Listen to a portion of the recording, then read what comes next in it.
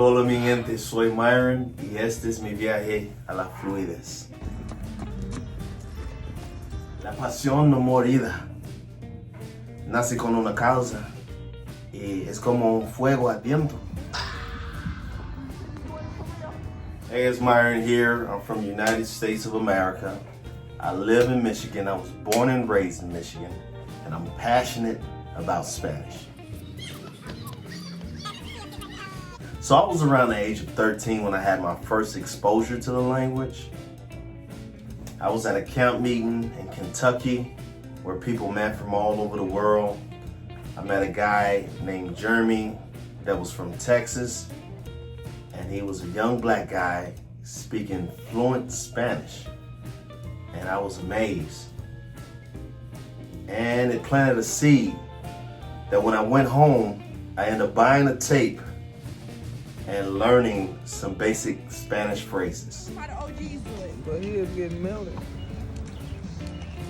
So have you ever felt like something supernatural was calling you and nudging you to do something? Well, I didn't. I may have went about 3 months studying those tapes and learning basic vocabulary, small phrases, and then the tape began to collect dust until I got in high school and met Robertina. Robertina will always read to me in Spanish.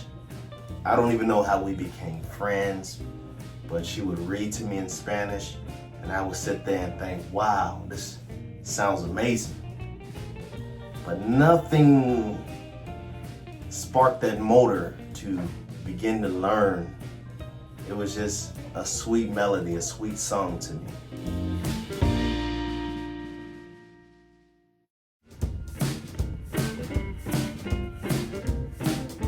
What's crazy is this beautiful Mexican young girl vanished from the earth,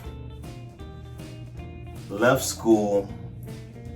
I never heard my sweet melodies again, never heard the sweet sound, the poetry, whatever it was that she was reading to me. And Spanish again began to fade away in my life until I graduated, and later on, 2005, somewhere in there, started working at the supermarket. I met a young guy by the name of Jason from Detroit, young black guy who spoke fluent Spanish. It was amazing. And I was amazed. And here is Spanish arriving again in my life once again. And then this guy, he moves out of town. And once again, Spanish is vanishing from my life again. It's crazy.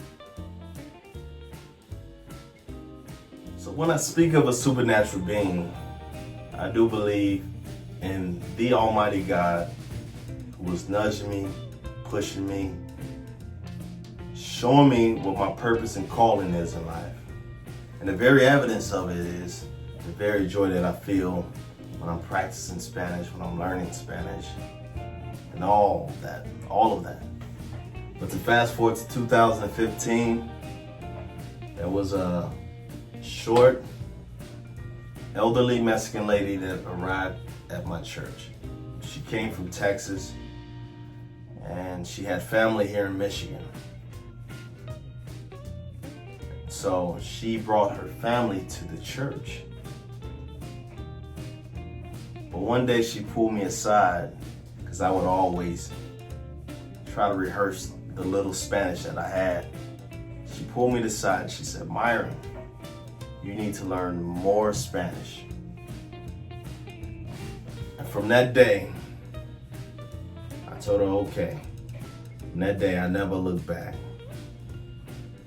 You know, the worst time is wasted time.